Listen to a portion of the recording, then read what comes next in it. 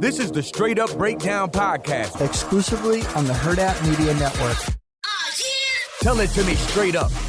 Hello, and welcome into the Straight Up Breakdown Podcast, proudly part of the Hill Varsity Network. I am Greg Smith, I feel like we still are saying new year, new me, but the goals are rocking. Like we're still hanging in there with, like, I was trying not to call them resolutions. They were intentions this year, but we'll see. They're still rolling. Today I am joined by KETV sports reporter Ellie French. Ellie, thank you for being on the show. How are you? I'm great. I'm honored to be on this. I was telling you before we started recording, it's been a minute since I've been able to jump on a podcast, and they're so fun. I love doing them. It's just so much more fun to kind of free talk. And I've become such an avid podcast listener just from like long drives or even the drive from Omaha to Lincoln often. So it's great. I'm excited to join. Good. So I'm very happy to have you. So now that you said that, and I feel like I always have to ask someone this, people that do that Omaha to Lincoln drive on a consistent basis have to have solid podcasts. So give me a podcast or two recommendations. Oh gosh. Well, and during the football season, I had a coworker tell me that I had to listen to Schick and Nick. So that became my big thing. And it was the perfect timing because like I could finish an episode either driving there or driving back from Lincoln to Omaha. So that one became honestly my bread and butter. And it was so fun because it was like listening to them, like it was kind of lighthearted where they kind of, they made it funny because they're just both hilarious guys and they have just the funniest little drops in it too. But it was kind of a nice like breath of fresh air on a Monday listening to it, because that's normally what I would like after a game weekend, because you're a little obviously sad of a close loss and this and that and just mistakes made, and they touch upon that, but then they also just make it very lighthearted and fun. So I listen to them a lot. I haven't honestly listened to podcasts as much as of recent, but I also like listening to there's this one called Career Stories, which is a girl, and she just kind of interviews people in the industry, like in broadcasting, whether it's at the network level or just doing unique stuff. So that's always kind of fun to hear as someone like in the industry, just kind of what people's career stories are, because I've realized I love like learning about people and their stories and how they got to where they are. So that one's kind of fun. But I also want to start listening to more of CJ McCollum's podcast. He has like the Pull-Up podcast. I heard about that, and I have not listened to it either, and it's on my list to check out. Yeah, I just really like him, and I love the idea of athletes having podcasts. I just think that's really cool because you get to hear their voice. And I know I think he's been on like paternity leave maybe, because I know his wife just had a baby. Like they just had a baby. And I know he had DeMar DeRozan on like recently, and so I kind of want to like listen to that because I think they're both just great. So so I want to listen to the Pull-Up pod. That's like next on the list. So I'm gonna have to write both of those. So Schick and Nick is actually in kind of the Herd App family. They're kind of in-house with us, so that works. That's a great pod. Those other two I had not. The Career Stories is one that I am very much like you in that way, where I like to hear about people's journeys and kind of how they got there, because you always learn something, and it's never quite the way that you thought. Like if you see like insert like major network person X here, like when you see them on TV or like hear their radio show or whatever, you have this preconceived notion of how they got there, and it's never quite that way, right? Like you always find out that there was a lot more to that than you really realize.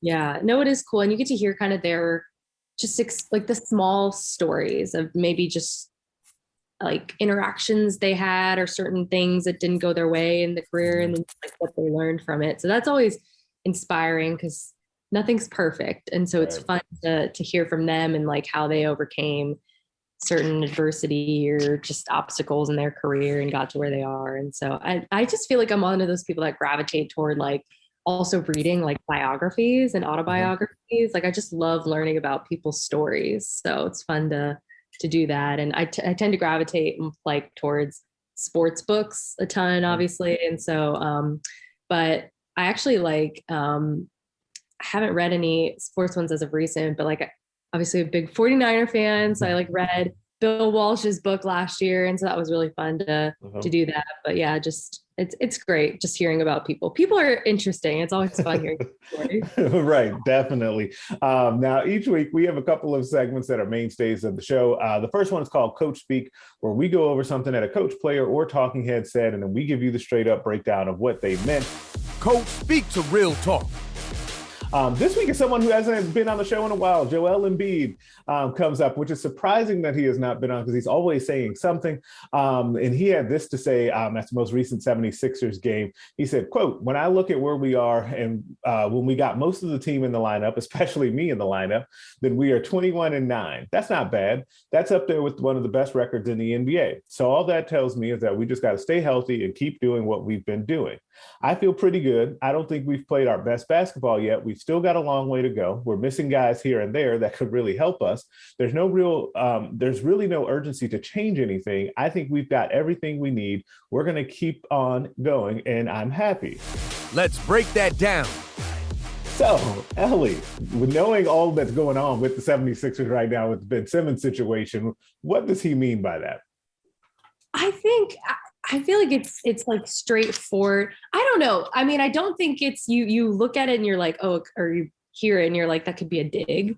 Maybe to Simmons, but I don't think it is necessarily. I think it's they've gone through a lot, like just kind of with the whole drama of what happened. And I think they really have found themselves as a team currently. And I think he's more kind of just expressing that excitement of like, yeah, we're really like finding our flow and we've got playmakers on the court. And when we're all in sync and we're all out there, like we can make it work. And obviously it starts with Embiid because he is the leader of the game. So, I mean, it makes sense. Like the proof is there when he's on the floor. I think they have like a whatever you just said, like a 21-9. Yeah.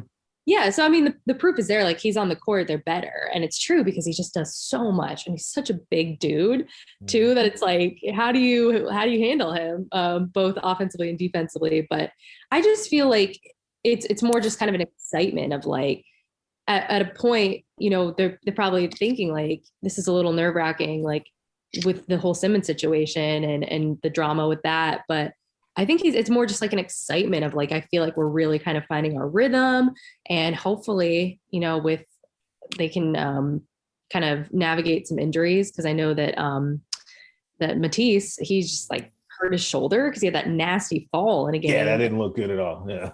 So bad. You never want to see that. And Danny Green, I know, is dealing with some stuff. So just as long as they can stay healthy. And I know Embiid was battling COVID for a while too.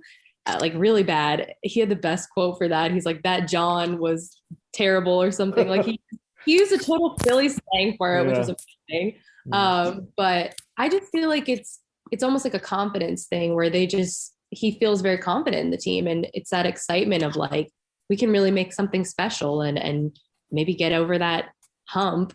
And I don't know if this is the year that they do get over that hump. I think that they still need like another season to get it all together. But I think it's just an excitement of like where the team is at right now and just getting the necessary wins that they've gotten or being close in some. Like I know that they had a bad loss to the Hornets, but the Hornets are really good this year too. So I think it's excitement of where they're at and what the future holds. And it'll be interesting with the trade deadline, like what they do with Simmons and what happens. Yeah, it's so interesting. And I think that the big thing, what you said, and it was something I had already been thinking about too, and I totally agree with you, is the confidence that this gives the teams. I think that one of the things that I was super interested in about this whole storyline coming into the season, because we knew preseason that Simmons wanted out, and then going forward is how would the team react to losing an all-star level player?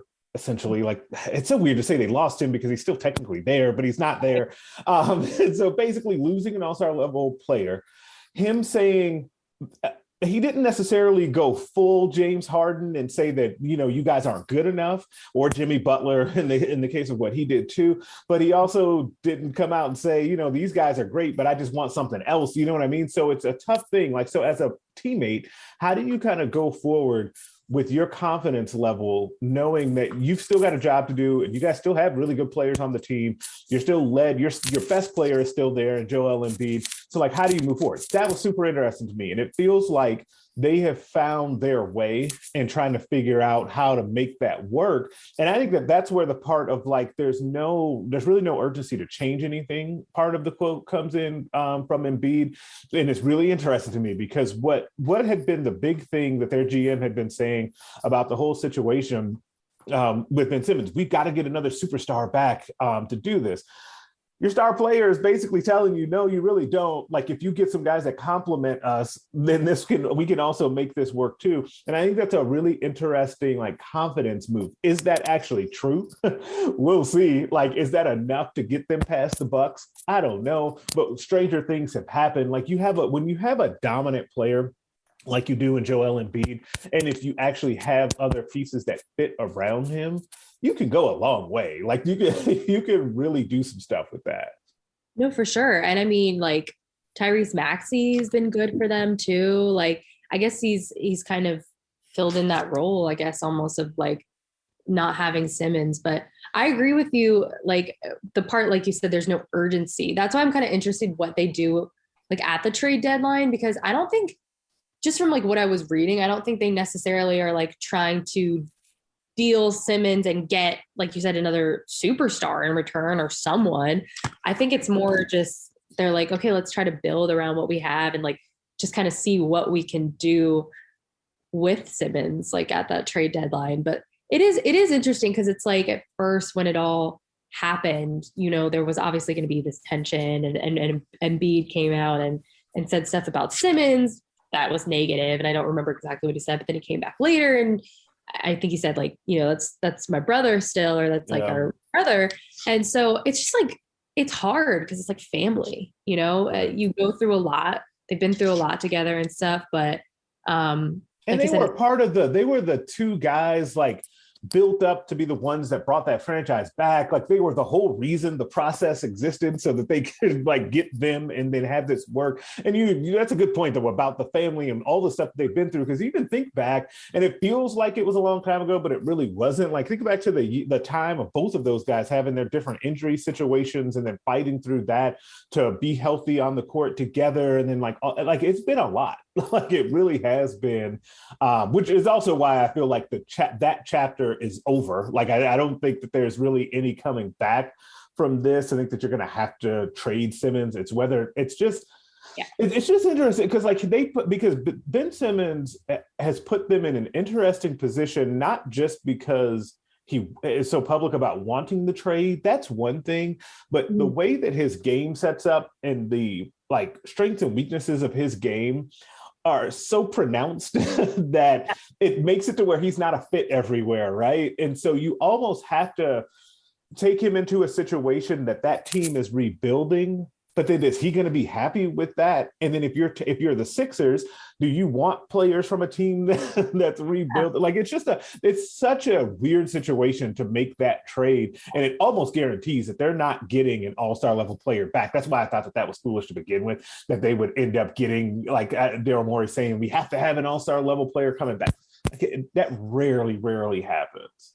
Right, and it's not always necessary too. I mean, it's so much just about fit. Like you see with the Lakers, they get tons of superstars and it doesn't work out always. Like it's just a lot of personality and a lot of different style of play. You have to find it where it meshes really well. And sometimes you find those guys that aren't necessarily all-stars, but they're like peaking at the right time.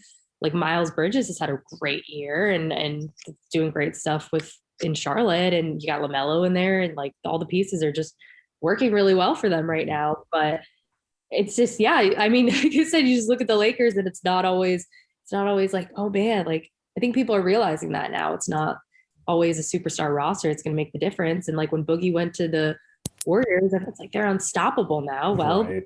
Like they stopped them and they still have a lot of talent there, but it's just about finding the pieces that work. And I mean, I look at Philly and the East is hard, like you said. Like, they got teams coming up. Yeah, it's hard, but I feel like they're in a good spot. And it's not necessarily like you were saying they need to go out and get another superstar. Just work with what you got and see what you can build from there and trust the process.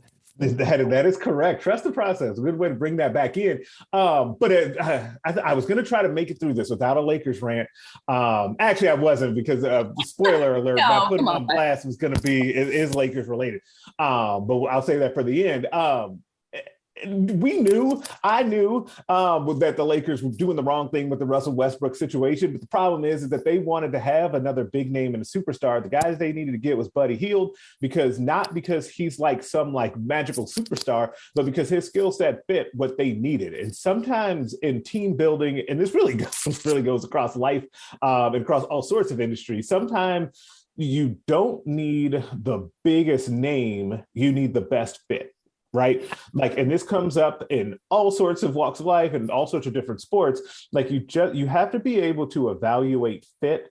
And it's why the Warriors, the team you referenced them earlier, why they have been so successful and continue to be successful now, even in this kind of next phase of their time with Steph, is that the pieces fit better, right? Like that thing with the Hornets, first of all, like league pass alert team, like you've got to watch them because they're just so much fun. And I feel like every night on Twitter, I'm seeing some sort of crazy LaMelo highlight. And he's just so much fun to watch. And that team just looks like they're having a blast playing, but that's what you're after, right? Like you're after that type of situation where it can kind of grow organically. The Bulls, we kind of brought them up, like they're kind of in a similar situation, right? With what they've got building. And so, yeah, like you just have to, it's all about fit and trying to make sure that you have the pieces that fit together and complement each other. Absolutely. And I'm glad that you did mention the Bulls because it's like, I mean, they're first in the East right now. Mm-hmm. Like they had a hot like December maybe? Or like, yeah. I mean, they just like they're a team that I have not got to watch yet, but I've been excited to check them out. I mean, because DeMar DeRozan, like, that was the other guy that the Lakers could have had. Yeah, and everyone's like scratching their head. I remember of like, why do you want DeRozan? Like, okay, and then they get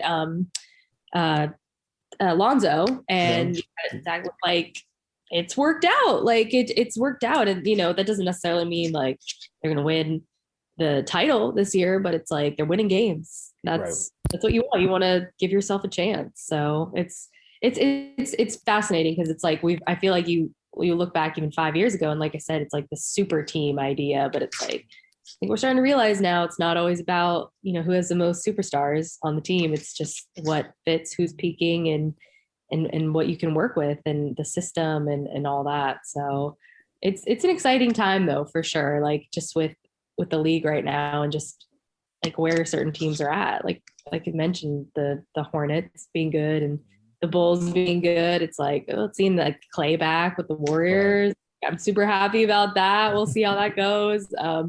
So yeah. And the Bucks doing their thing. We'll see what happens with the Lakers, but it's always fun. The NBA is so fun. That's why it's like, you have some of the older generation of like, the NBA is just not the same. It's not what it used to be. And it's like I understand that the game has changed, but it's like it's still super exciting to me. It's different, it's fun to watch this league because there's just so much talent, and you're like, gosh, who's gonna win it at the end? Like who's gonna hoist the trophy? Like, yeah, I think the league is in a great place, especially when it comes to that young talent. And we'll see. It'll be a fun thing to watch going forward of kind of how everything shakes out. Because I'm with you on like seeing those younger teams in the East, especially with the Bulls and the Hornets making their run, seeing what the Warriors are doing. Like it's a lot of fun. And there's still like a lot left out there because the trade deadline, I feel like it either goes bonkers or nothing happens. And I feel like this year we might get a crazy year. At least I'm hoping for that. Maybe the Lakers find a way to get rid of Russ. We'll see. I'm hoping. Well, we're not. There's no wood in here, but I'm knocking on wood metaphorically right now. It's fine. I'm trying to be patient, but it's not working out. We're gonna shift gears because speaking of the puzzle pieces fitting together, Nebraska football. They are trying to make the puzzle pieces fit together this offseason because there have been a lot of moving parts. There have been a whole lot of things happening with Nebraska football. But I'm going to back up and backtrack from the offseason for a second. Ellie, this is your first year covering Nebraska football, and I am always so fascinated talking to people that when it's their first year doing it, when I had Steve Marek, who's our newest staff writer, on the podcast a couple of weeks ago, I specifically waited until after the season because I wanted to get his feeling on like what this was all like. So I'm going to have to ask you basically the same way. Like, what was the roller coaster of covering Nebraska football like for you? Oh man. I mean, it was exciting just like through the whole journey. It was exciting definitely in the beginning. And I mean, the whole season for me, just because it's always really fun to cover a new team, but seeing Memorial Stadium for the first time, like stadium is incredible. And that's what I've told everyone I've talked to, you know, and I've been lucky to go see some really incredible Big Ten stadiums and in college football stadiums. And I'm like, Memorial Stadium is like right up there with them. It's just such a unique environment when you get everyone in there, and especially seeing the night games was like, that's always unreal. But it was always fun. And it was overwhelming definitely at first. Like that first game, I'm like, who are these guys? Like, you know, they're like, oh, go get so-and-so. And I'm like, is this so-and-so? Like, I don't know who everyone really is except for like Adrian Martinez. Like that's really the only guy I know. So it was fun for me and a challenge, like, you know, learning like the offensive lineman, defensive lineman, like your DBs, like everyone's names and stuff. But, you know, it was like, it's hard because you're so excited in the moment in these games when they're playing teams like Michigan and teams like Ohio State competitively. And you're like, is this it? Like, are they finally going to get, you know, because you're like, they have to beat one of these teams in Michigan, Michigan State, Ohio State, Wisconsin. Like, you're like one of them, like they just have to, or Iowa maybe. And so I think to me though, like it was obviously disappointing when they've come so close in so many games and don't get it. But I think you still got this sense.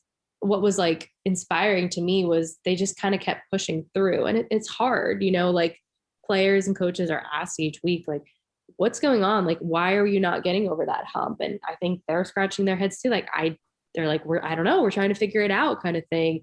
But it was still like inspiring for me to see that it seemed like the confidence, they still tried their best, especially the players, to keep that confidence high and believe in themselves. And, you know, they'll look back on the season and it'll definitely be disappointing, but I think that they can be proud with just that ability to still stay motivated and focused throughout the season and finish, even if it wasn't the result that they wanted at all. But so I think that was fun for me, just to kind of see like, there's still like a lot of optimism, even when you look at them and the losses they had and being so close and how heartbreaking it was. Like you would think that they might just get to a point where they quit, but I really didn't see any sort of quit in this team. And that to me is really inspiring, because it's like, there are certain teams you see and there is that quit, but I think it was just like the mistakes really are what cost them the season in the end.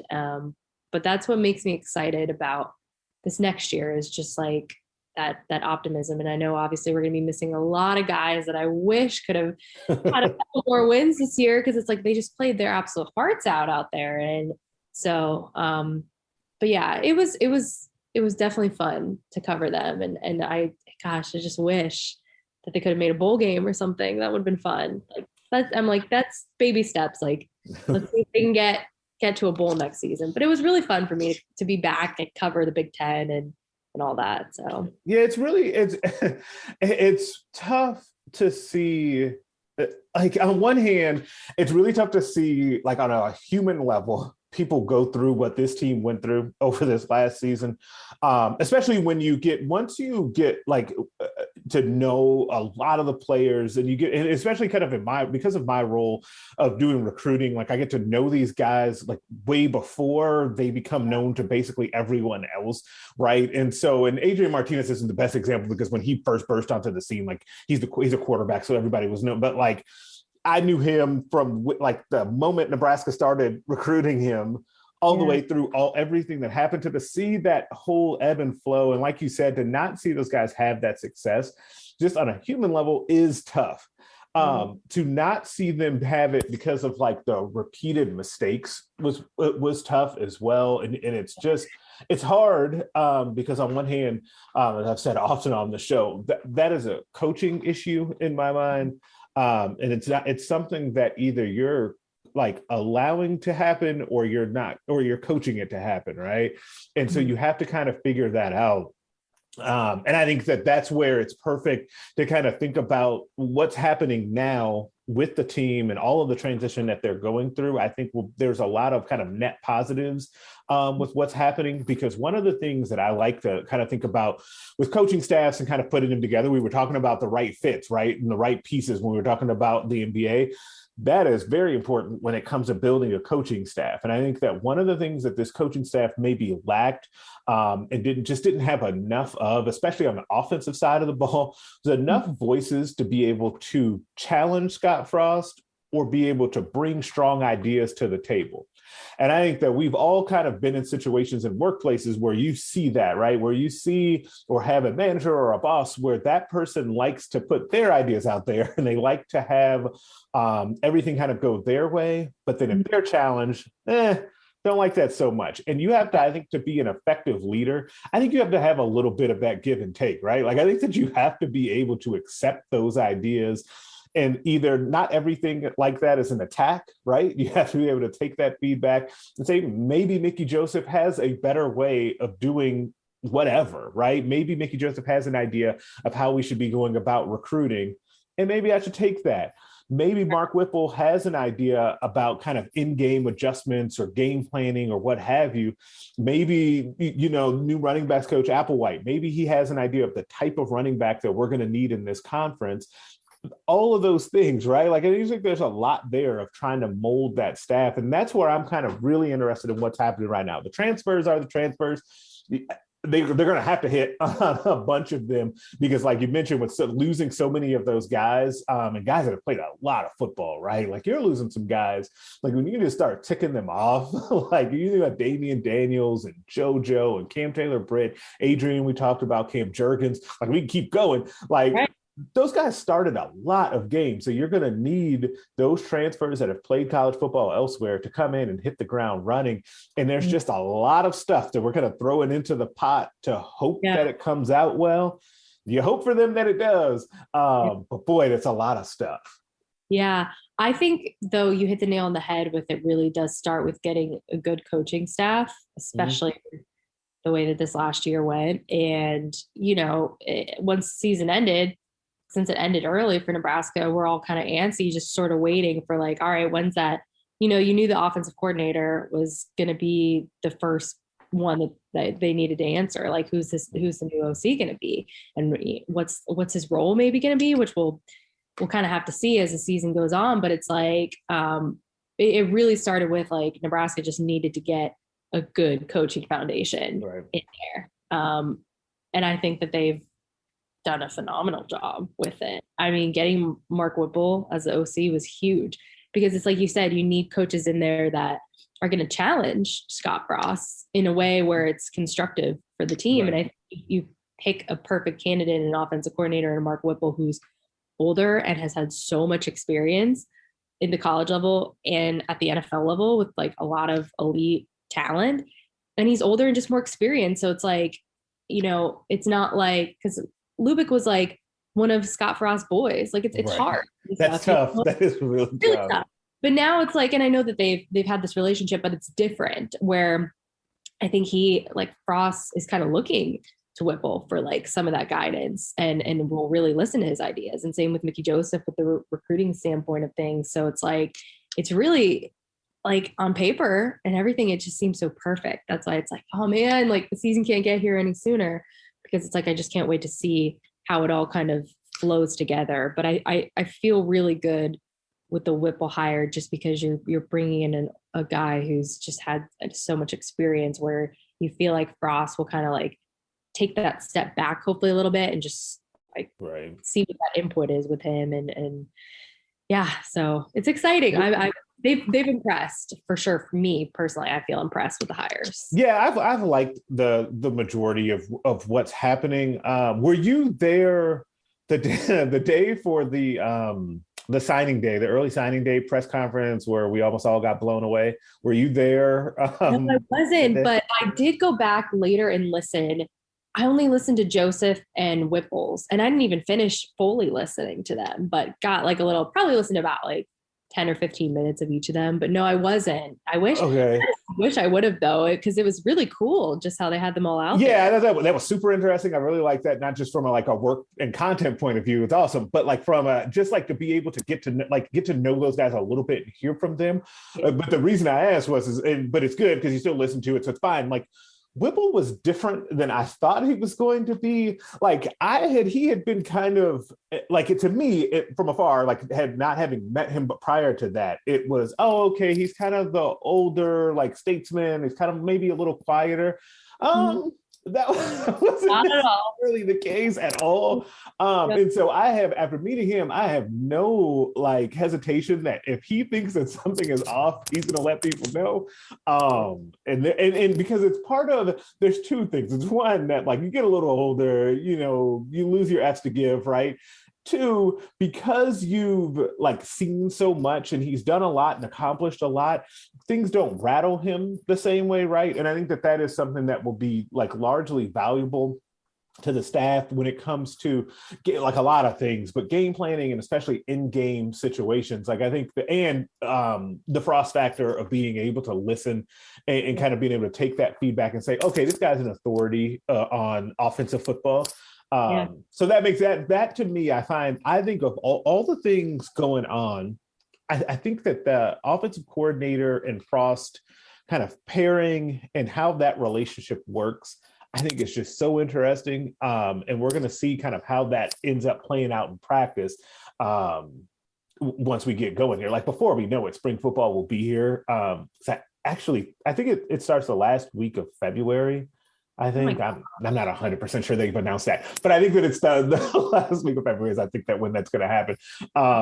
And so it's always here before you know it, because we're still in the sprint to the end of recruiting, which means that we'll on that front too. Yeah, so much, because it's one of those things too where Nebraska, when you're talking about Nebraska's recruiting for the 2022 cycle, like you have to look at like their high school and junior college recruiting and their transfer portal recruiting. And they're separate, but they end up being the same because in like really those portal guys are going to be the guys that help Nebraska football in 2022, which is why I think there's been such an interest and focus on who's coming in from the portal. This will go live obviously Tuesday morning. We recorded on Monday, spoiler alert, but like the classes start on Tuesday, right? The 18th. So Nebraska's going to want guys to be here for winter conditioning and for the start of the spring semester. Like it's just, there's so much happening all at the same time that it always makes for, and I always say this to people, especially people that are newer covering the team, like there's no offseason for Nebraska football. Like that doesn't exist. I hope you were not expecting to break. Like it does not happen when it comes. It's great though, because it's like, it's more news and more content and more interest of stuff happening. So I love that it's kind of, we're still talking about, and it's so big for them too, with just the way that the season ended and the talent that was lost and the new coaching hires needed. Like you knew it wasn't all just going to be done and then that was that. It's like, it's an ongoing process still, especially with, seeing the guys that they're going to get from the portal. Cause I know we're still waiting on a couple. And like you said, classes starting today, cause this will air Tuesday. Right. There you go. I appreciate you. Yeah, that's fine. So, and I know that there's been some stuff with DeAndre Jackson, this running back from Texas A&M, of him. I guess they wanted him to be in classes for the spring semester, but he's not going to be because of academic stuff so he's got to stay in College Station for this last semester or something. So that's essentially what happened. Like he has to, it's one of the stranger situations that I've ever seen, because he committed to Nebraska on Tuesday, came in on Friday for an official visit. The full picture of the academics got revealed on Friday. Realized, and I'm not saying that he hit it. I don't know for sure who discovered that or how that happened. It turns out that he isn't eligible to play anywhere. So he's going to have to, he's still committed to Nebraska, hoping to get to Nebraska in the summer, but he has to go back to College Station to get his grades right, to then become eligible, to then transfer out and for his sake, hopefully come to Nebraska. Now, I will say this because I've been asked all weekend about this when Twitter mentions are still on fire about this, because I was one of the first people to report that he was not coming. It does not necessarily mean that he's guaranteed to still end up at Nebraska. It's kind of dependent on, he could change his mind. Nebraska may or may not have space at that point. They took another running back in Anthony Grant over the weekend, JUCO kid who will be here for the start of spring semester. He'll be here today as of, Tuesday when this goes live. So we'll see. We'll kind of see how that goes. That'll be something that we end up monitoring the situation. I would be surprised if he ends up making it to Nebraska. That's just my feeling. We'll see. Yeah. And like you said, the Grant thing was big because it's like, I'm like, I know this name. And it was because, he went to New Mexico Military Institute and they played Iowa Western in the national championship. Yeah. So before that game, I'm doing my research, and before I go over and talk to Iowa Western just about the game, and I'm like, all right, so like, what's New Mexico Military Institute all about? And it's like their semifinal game against Northwest Mississippi Community College. And like, obviously coming from Mississippi, like JUCO football's big down there, and there's a lot of talented teams.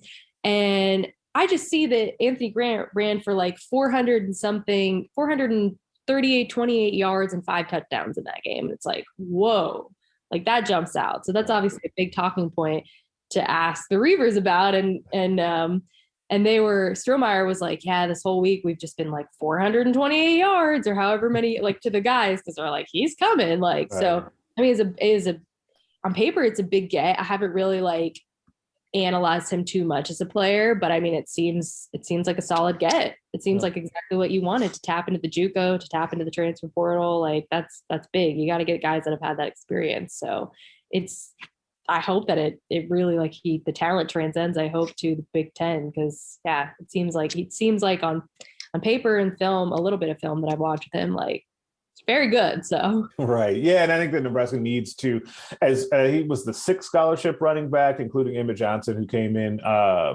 signed in December. He'll be here in the summer. They need a guy, right? Like, that was one of the dominant storylines going back to really last spring. We knew that they needed a bell cow guy at running back. Didn't happen through the season. We're going to have to see. That's going to be a storyline, and a huge one for this spring football as well. Something we'll definitely be talking about. But we'll see. We'll kind of see how that goes. There are so many layers to go through with Nebraska football. But every week we end the show with a segment called Put Them on Blast, where we basically put somebody on blast for something that they did or said. Put them on blast. It's my favorite segment. I'm going to let Ellie go first on this one because I'm fascinated to see who you put on blast. Because as you guys know, listen to the show, we've had a wide range of things and people being put on blast. So Ellie, who are you going to put on blast? Okay, I feel like, Greg, you have to have some sort of indication of who I'm going to put on blast, maybe based on the sweatshirt. I know you won't be able to see, but I'm wearing my 49ers sweatshirt right now. And I feel like I'm like, maybe he's going to put him on blast too, but it's so fresh in my mind. We have to talk about the 49er Dallas game on Sunday, because that ending was insane. And obviously, as a 49er fan, I'm like, trying to breathe over in the corner at work and just, like hyperventilating, stress eating, like, oh my God, what's going to happen? But I don't know, maybe I specifically put Dak Prescott on blast for that final play of what happened. But the whole scenario, for anyone that didn't watch it, and I'm sure everyone knows, but it's like they had a QB draw that they ran with like 14 seconds left, I think. Dak Prescott picks up the first down, but the clock's still running. And so, they need to set the ball and spike it to try and stop the clock. Well, I guess after Dak got the first down, he handed the ball to a center to set it when he needs to hand it to the ref to set it. And so the refs, sprinting downfield, and they're getting all set up. And the ref's like, I got to get through it. I got to set this ball. Well, by the time he sets it and spikes it, time runs out. So, just from like what I was reading, the whole thing was, it's like, why didn't Dak give the ball to the ref? Like, I know that they practice these types of scenarios in practice, I think. And so, and I know it's a big game and there's a lot going on, but it's like, I don't know if I put Dak Prescott on blast for not giving the ball to the ref, or I put like Mike McCarthy and the Cowboys on blast for the play calling near the end. But it's like that whole scenario near the end, I'm putting on blast, because it's like, what happened? What happened basically? So Yeah, that's on blast. I mean, they all can go. I mean, we could extend it like Dallas fans could go on blast or throwing stuff on the field. Dallas fans could also go on blast for being obnoxious throughout the season, because every year, of course, it's the Cowboys' year. There's a lot. I mean, we could probably, if we really wanted to, find a reason to put Jerry Jones on blast. Like there's always something lurking in the shadows. So like we could do that too. And I knew you were going to go there with the 49ers, which is why I saved that for this and to not mention it during the main part of the show, because that situation was fascinating. There were a ton of funny memes about the refs and the amount of time that they took to get that ball set. But it's one of those things too where like no one's going to feel bad for I don't say no one, Cowboys fans feel bad, but outside of Cowboys fans, people aren't going to feel bad for the Cowboys because folks just don't like them. It's just a really interesting situation and it's kind of a funny one. But yeah, all of those blasts are warranted. Like that's totally fine. Like they're all wrong. I mean, because at that point, like leading up to that last play, they were getting the ball, getting the first down, getting out of bounds. Like they were moving. Like the 49ers defense was very caught off guard. And I mean, 49ers have a ton of just secondary issues and completion and whatnot. I can go on for hours about that, but they were moving the ball well. So it's just kind of like a really weird play call there and just a really funky situation and way to end the game. But yeah, just a lot going on. I mean, I'm happy because right. It wasn't a perfect performance for them by any means, but it's like, I don't know. It's almost like you said, no one really is too angry because they're like, it's the Cowboys. And, you know, it's disappointing near the end with the throwing of the bottles and trash on the field and almost hitting DeMarcus Lawrence. Who they deflected with his helmet. He just went just lifted up his helmet, bounced right off and just kept walking. That's up there with the one where, was it Lane Kiffin that caught the water bottle with the Tennessee situation? That one's up there. Only Lane Kiffin can make it be that smooth and make it happen. Definitely. Yeah, that was crazy too. But I'm putting that whole just last play and last 14 seconds of the game, or I should say the last at least 5 seconds of the game, because for 14 seconds when you picked up the first down or however long it took, it was looking good, but it was just a whole mess for sure. So it definitely was. But speaking of whole messes, and for my blast, where I alluded to this earlier, I'm going with Russell Westbrook. Here's the thing.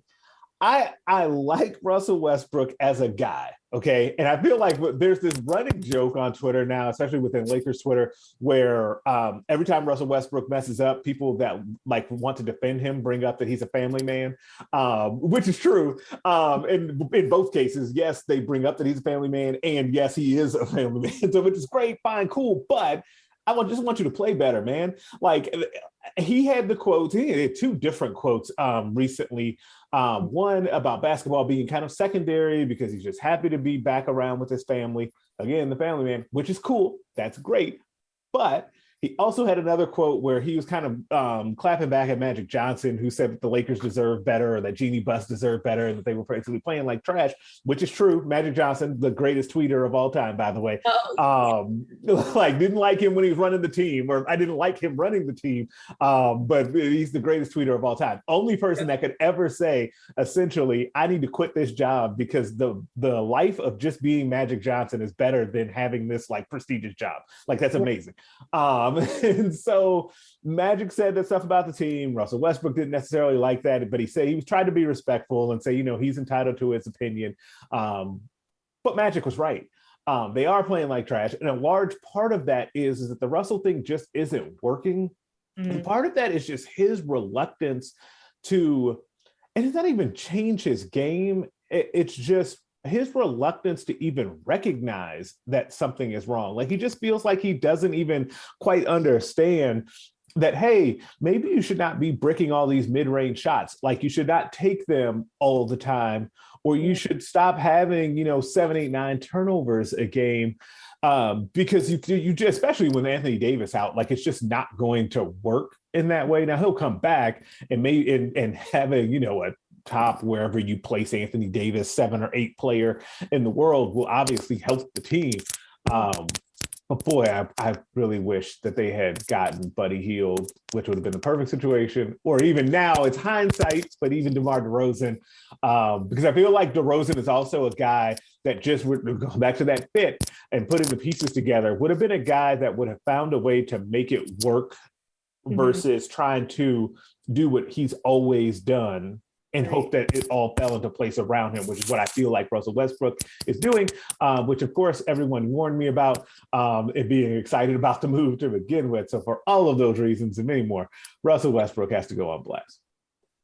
That's very fair, Greg. It's very fair. And I think like Brody's just been so used to being like the playmaker and the dude to put the team on his back that it's like you go to a team like the Lakers where you've got LeBron James, it's like that's kind of like his job to put the team on. Right. That's LeBron James right there. So you kind of have to be like just like one of those chess pieces and kind of just help where you can type thing.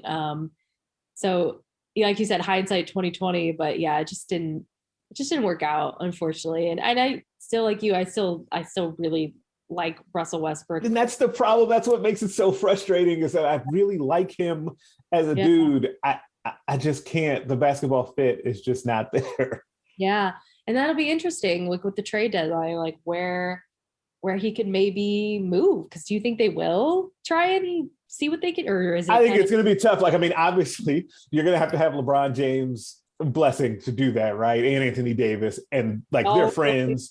And like, it's just going to be, I don't know. It's going to be tough. It really would have to, I think it would really have to be a LeBron and AD, like not necessarily driven thing, but they're going to have to go to the front office of Rob Pelinka and be like, hey, just go ahead and bite the bullet and do it. But then what can you even get? Because that contract is so bad. And it's just, they made a mistake in how they built that team. And it goes back to, and this is in the Lakers DNA of always wanting the stars. And I get it. And I've benefited from this forever and it's fine. It usually works out in the end. And so it's cool. But at the same time, in this particular instance, it didn't have to be that way. And it's honestly not how they won the most recent championship, right? They didn't win that because they had a third star. They won it because they had those other shooters around AD and LeBron. Those guys got hot. And then Anthony and LeBron were able to take over, right? Like that's how they won. So we'll see. I'm every day I'm waiting for that Woj alert or Shams that Russell that the whispers are beginning that Russell's on the block. We'll see. I know it. I mean, I don't even know when is it like February or is it? I think it's in February. I think it comes up in February. So it'll happen for sure. So we'll see. But yeah, I hope. I mean, obviously, I'm like a Warriors fan, so I'm fine with I'm totally cool with it. I'm fine with what's going. No, I'm just kidding. But it's the Lakers are still like such a classic team, and so it's like you want to see. I personally like when they're successful, but not too successful. You know, we need to be very successful. It's always funny because I'm always getting made fun of because I was like, man, it had been like 10 long years. Like the Lakers hadn't won a championship. Like. It was just weighing on me. Like, I was just like, I went through such a hard time. And people are like, come on, man. What are we talking about? Yeah, they're like, all right. Like, I know. That's why it's like with the Warriors. I'm like, yeah, like the Clay injury sucked and the Steph injury and just being like a bad team again. But it's like, come on. Like, they had such an amazing run. And like, they'll get back to, where they want to be. It's just a matter of staying healthy. And right. And hopefully, because it's like they still have Steve Kerr, who's just like so great, in my opinion, coach. And so, yeah, so we'll see. I gotta watch more NBA though. Like I gotta try to make some time for it and watch more NBA. I agree. I actually need to this is usually about the time where it really picks up for me. Like I always get really excited at the beginning of the year, and then it just can't because football season is happening. And so it just kind of gets pushed to the back burner. And then this time of year, like. Recruiting has not necessarily slowed down, but like as it starts to taper off here over the next month, I'll end up picking it back up. So yeah, we'll see. There's a lot to check out. Yeah, for sure. No, and it's the second half of the season now, so it's kind of right where it gets fun anyway. So right, absolutely. All right, that's going to do it for us today. Subscribe to the podcast everywhere you can listen to them. Rate us and leave us a 5-star review. If you only leave 4, I'm inclined to think you're a hater, and nobody wants that. Make sure you are checking out the other podcasts on the Hail Varsity Network, the Mind Your Own podcast, Nebraska Preps postgame show, and the Hail Varsity radio show. Also, make sure you're checking out the Hail Varsity YouTube page. I'm back on there with another recruiting question video of the week. Erin was back this week from vacation, so we welcome her back nicely. You can also find us on Twitter at Greg Smith HB and at Ellie French TV. You can email the show at straightupbreakdown@hailvarsity.com. I will catch y'all next week. A Huda Media Production.